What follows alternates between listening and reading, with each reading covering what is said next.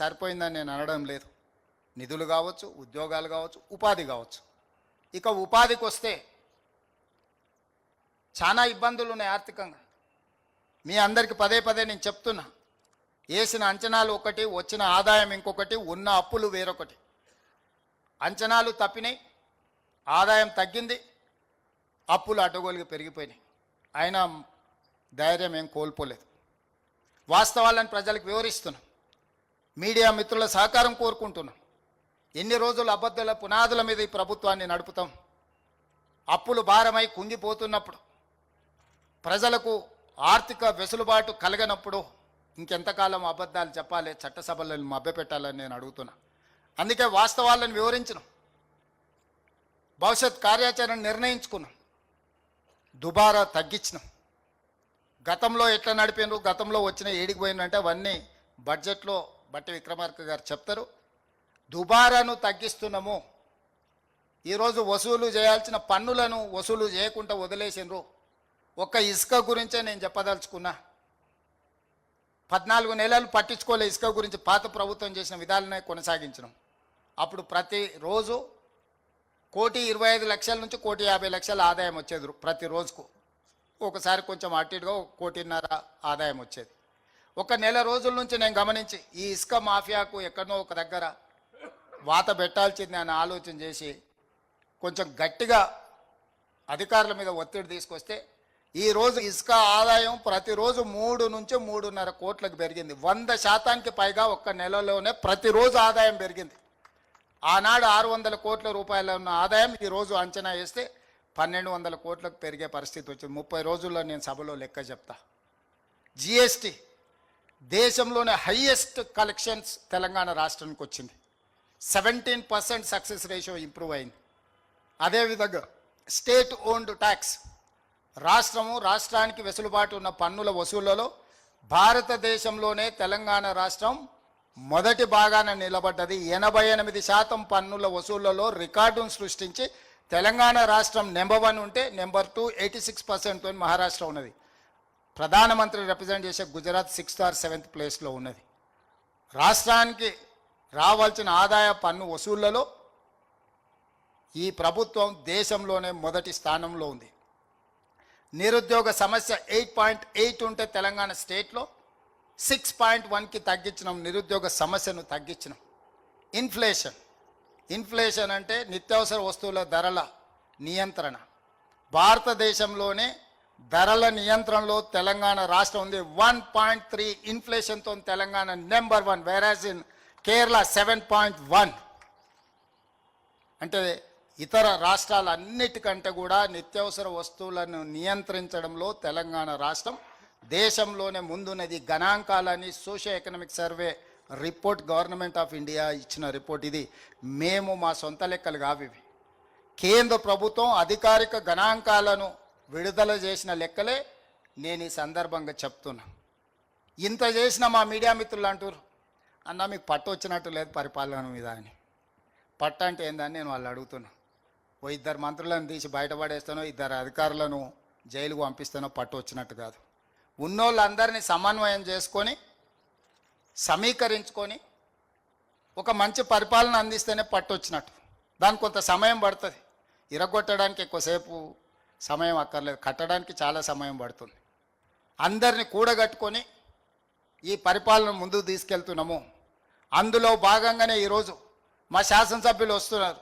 అన్న మేము ఎమ్మెల్యేలు అయినా కానీ మా ఎంబడి ఉన్న వాళ్ళకి ఏం చేయలేకపోతున్నాం, వాళ్ళకు ఉద్యోగం ఇవ్వలేకపోతున్నాం, ఉపాధి కల్పించలేకపోతున్నాం అని అన్ని రాజకీయ పార్టీలకు సంబంధించిన ప్రజాప్రతినిధులు వస్తున్నారు. అందుకే ఈరోజు 5 లక్షల మందిని మన చుట్టూతో ఉండి చదువుకున్న వాళ్ళు ఉండి చైతన్యం ఉండి అర్హత ఉన్న వాళ్లకు 50,000 నుంచి 4 లక్షల వరకు స్వయం ఉపాధి పథకం కింద నిధులు మంజూరు చేయించడానికి, అర్హత కలిగిన వాళ్ళకి మంజూరు చేయించడానికి ఈరోజు 6,000 కోట్ల రూపాయలు మీ చేతుల్లో రాబోయే 2 నెలల్లో పెడుతున్నాము. జూన్ 2 నాడు 5 లక్షల మంది లబ్ధిదారులను మనం ప్రకటించబోతున్నాము.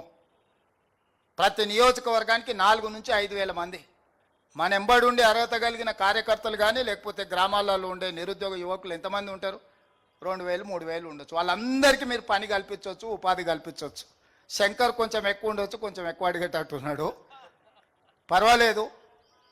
నేను ఎందుకు చెప్తున్నా అంటే ఎప్పుడైనా వడ్డించేవాడు మనవాడు ఉన్నా లేకపోతే వడ్డించాలనుకున్నాడు మనకు తెలిసినవాడు ఉంటే మొదట వానికే వడ్డిస్తాం. కాకపోతే ఆ వడ్డించేటప్పుడు వాడికి అర్హత ఉందా లేదా చూడాల్సిన బాధ్యత మన ఎమ్మెల్యేలేదు ఎమ్మెల్సీలేదని నేను చెప్తున్నా. నాకు తెలుసు కాబట్టి 5 అంతస్తుల భవనం ఉంది, అయినా 5 లక్షల రూపాయలు ఇస్తా అంటే అది మాత్రం కుదరదు.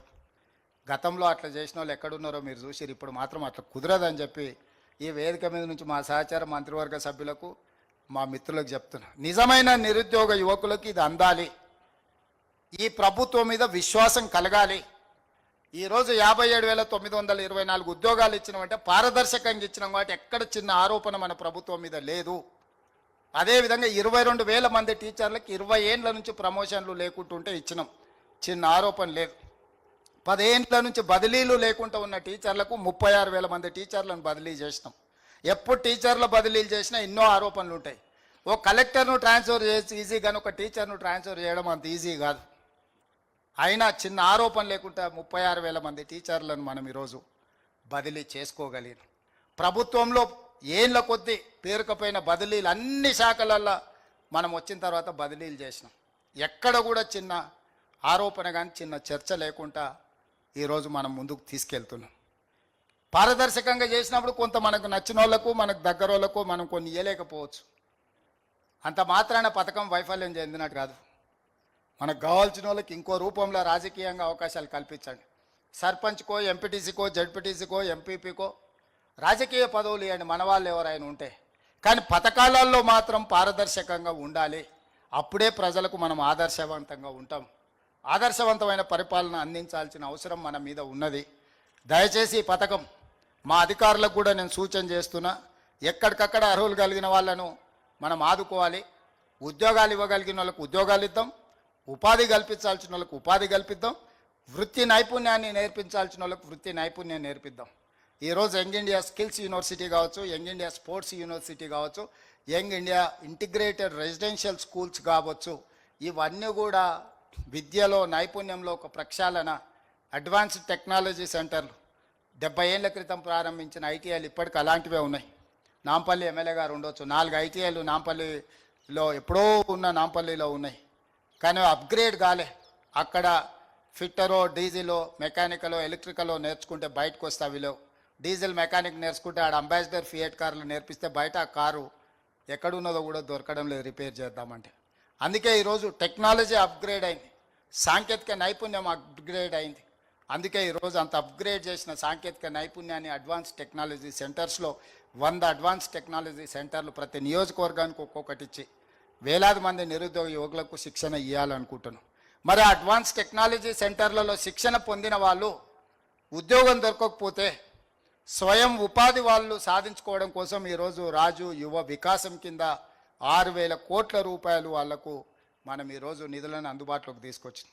రేపు భవిష్యత్తులో ఈ అడ్వాన్స్ టెక్నాలజీ సెంటర్లలో కానీ లేకపోతే యంగ్ ఇండియా ఇంటిగ్రేటెడ్ రెసిడెన్షియల్ కాలేజీల్లో శిక్షణ పొందిన వాళ్లకు ప్రాధాన్యత ఇవ్వాలని మా ఉప ముఖ్యమంత్రి గారికి నేను రిక్వెస్ట్ చేస్తున్నా.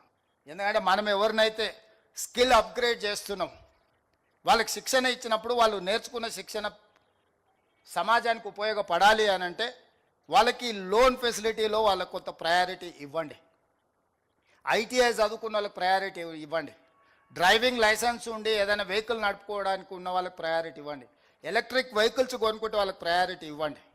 పొల్యూషన్ కంట్రోల్ చేయడానికి అవసరమైన హైదరాబాద్ నగరంలో ముఖ్యంగా అక్బరుద్దీన్ ఓవైసీ గారు ఒక అంశాన్ని లేవనెత్తారు. మీరు స్కీమ్స్ ఇస్తున్నారు కానీ ముస్లిం మైనారిటీ పిల్లలకు వాళ్ళ పర్సంటేజ్ ప్రకారం మీరు వాళ్ళకి ఇవ్వడం లేదని. ఎస్, డెఫినెట్గా ఇండ్ల విషయంలో కానీ ఇలాంటి పథకాల విషయంలో కానీ డెఫినెట్గా అది మేము మైండ్లో పెట్టుకుంటాం. మైనారిటీస్కి కూడా సముచితమైన న్యాయం చేస్తామని చెప్పి నేను ఈ సందర్భంగా చెప్పదలుచుకున్నాను. ఈ పథకమే ఎస్సీ ఎస్టీ బీసీ మైనారిటీ ఈ సెక్షన్స్ని 100% వాళ్ళ అర్హత ప్రకారం వాళ్ళ పర్సంటేజ్ ప్రకారం వీలైనంత మేరకు అమలు చేయడానికి ప్రయత్నం చేస్తాం. ఇది మొదలు పెట్టినాం, పోను పోను ఇంకా పర్ఫెక్ట్గా ఎగ్జిక్యూట్ చేయడానికి ట్రై చేస్తాం. ఈ పథకాన్ని బాగా ఉపయోగించుకోవాలి. మా శాసనసభ్యులకు మండలాల వారిగా సమావేశాలు ఏర్పాటు చేయండి. మీకు కూడా ఒక గొప్ప అవకాశం, మిమ్మల్ని నమ్ముకొని ఉన్న వాళ్ళను మండలాలలో గుర్తించడానికి సహాయం చేయడానికి. మిమ్మల్ని కూడా మీరైతే ఎమ్మెల్యేలు అయినారు కానీ మాకేం చేయట్లేదని అడిగే వాళ్ళందరూ కూడా ఇది ఒక అవకాశం. వాళ్ళందరికీ కూడా కొంత పని నేర్పించండి, పని కల్పించండి. తద్వారా నియోజకవర్గాలలో ఉండే నిరుద్యోగ యువకులు, ఎందుకంటే ఈరోజు హైదరాబాద్లో కాదు చిన్న చిన్న ప్రాంతాలలో కూడా గంజాయి చాలా ఎక్కువైపోయింది, సింథటిక్ డ్రగ్స్ ఎక్కువైపోయినాయి, కొకేన్ ఎక్కువైపోయింది. ఇది తెలంగాణ సమాజాన్ని భయపెడుతుంది. తెలంగాణ వేగంగా పంజాబ్ వైపు ప్రయాణం చేస్తుంది. అసలు ఊహించలేనంత వేగంగా ఈ మాదక ద్రవ్యాలు అనేది తెలంగాణను ఆక్రమించుకుంటాయి. ఓనాడు ఉద్యమ స్ఫూర్తి ఉన్న తెలంగాణ రాష్ట్రం, ఓనాడు ఉద్యమాలకు వేదికలైన యూనివర్సిటీలు, కాలేజీలు ఈరోజు ఈ సింథటిక్ డ్రగ్స్ కానీ లేకపోతే గంజాయి బారిన పడుతున్నారు. వాళ్ళు ముఖ్యంగా ఉద్యోగం లేక, ఉపాధి లేక వీటి వైపు బానిసలు అవుతున్నారు.